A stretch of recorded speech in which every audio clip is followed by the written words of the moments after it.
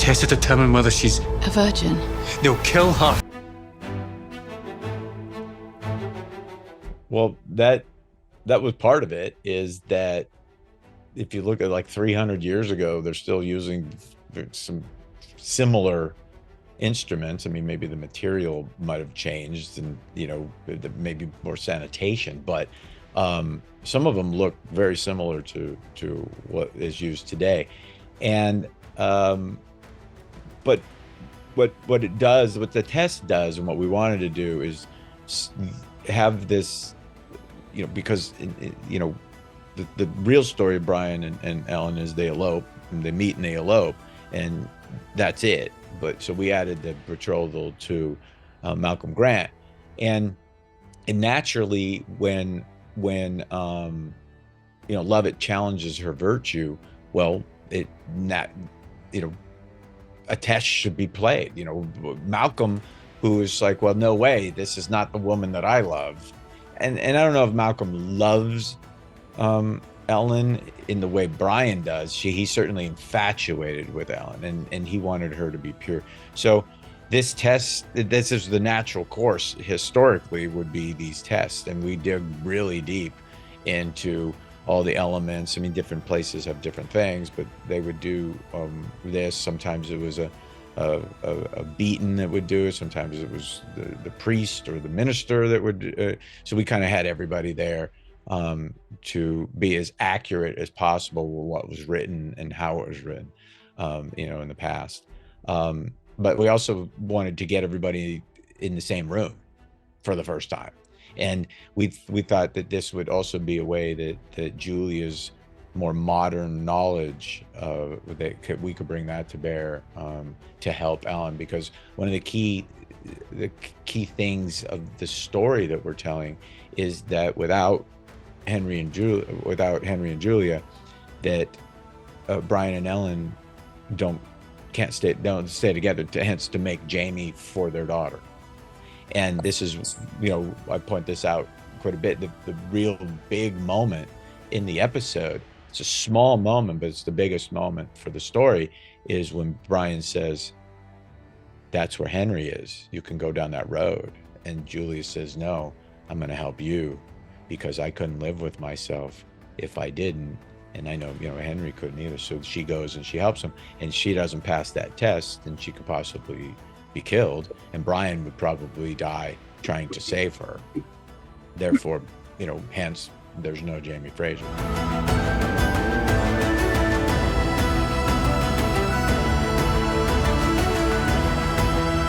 I think that it's not trying to emulate Claire's, you know, who Claire is. I think what it's trying to say is, oh, maybe Claire got this part of her DNA from her mom. I mean, I think that, you know, Henry's just the strength, the inner strength to survive, you know, survive World War I, to survive without his wife, to find his wife, to find his son, you know, to that drive is that, I think that part of DNA goes to Claire too, in a different way. But I think that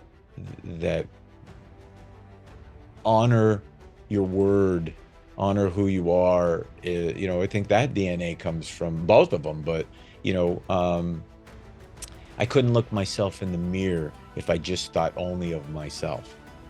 And I think that Claire has shown us that throughout Outlander, where, you know, of course, she would run into a battlefield to save someone she didn't even know, you know what I mean? If she thought, you know, saving a child or a wounded, you know, some family member, you know, she's done that. You know, it's just that mindset.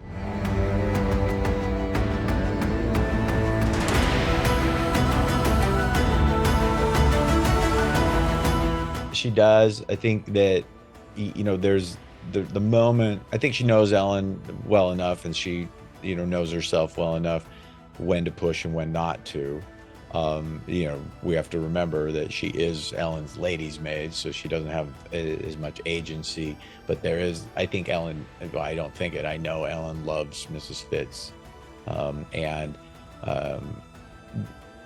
If Ellen wanted her to know she would tell her, and I think Mrs. Fitz knows that. So when she didn't, she knew Mrs. Fitz would think the worst, and rightfully so. And so that bond, and I really do love that bond. It will play out more as we go forward. So, and you'll see it, grow. And at the last moment, you see how protective Mrs. Fitz is. Even more so if you step back into the episode.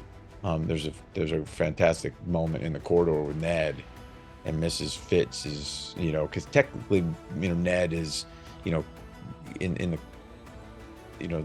the status, Ned's above Mrs. Fitz, and she doesn't pull any punches. She just dead eyes him and says, "Shame on you." And it's just, Sally just kills that moment. I mean, I'm getting out of Mrs. Fitz's way if I'm Ned or anybody else,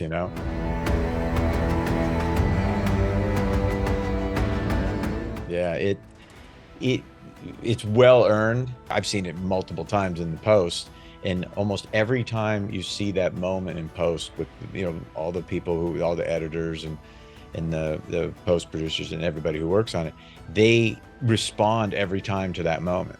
I do. Every time you see it, when we add the music and it swells and he touches her, everybody emotes right at that moment. And we've seen it multiple times, so it's the right time, it worked. And will they see each other again? I'm not gonna lie, absolutely, and it will play out. It's well earned. The thing that these characters in this story aren't as easily put together as they are in Outlander. Jamie and Claire are together in episode, part of episode 1, and then, throughout. They get separated throughout the story, but they're together. They were together much of the story, and that's not Blood of My Blood. We getting together is finding each other. Being together is the story on Blood of My Blood, and we'll have our moments, and certainly, as we go forth in our story, as we're already filming season 2, so obviously they're going to be near each other.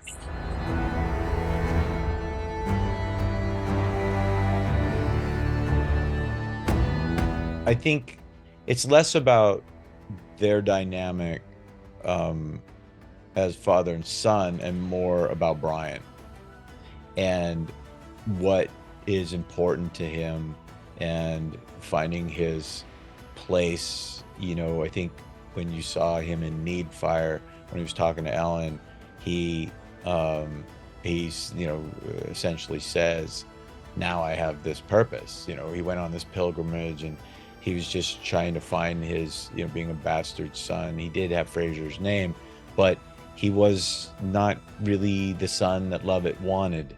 So, it wasn't from royal blood or whatever, it didn't meet Lovett's expectations. And for so long, I'm sure during his childhood, he tried to.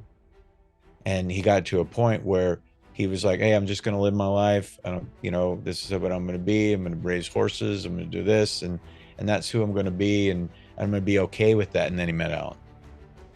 And he's like, I'm not okay with that. I need more. I want her. That's the life I want. I wanted to be with her. And now he has to figure out, he's in the Lovett of Fraser clan. He obviously gave an oath to his laird. So he has to figure out how that works now. How he can manage that. And I think with, Lovett's not going to, change his ways. I think the way deep, there's a love for Brian. Lovett's love for Brian. Meaning Lovett's love is for Lovett. In Brian. Yes. It's Lovett's love for himself comes first. And then if he has enough room, it would come for someone else. Yeah. If he's doing something in his Lovett's interest, it especially makes him happy. And then he's the greatest guy in the world. Exactly. If he does something that it works against Lovett, then, well, you're on the outs.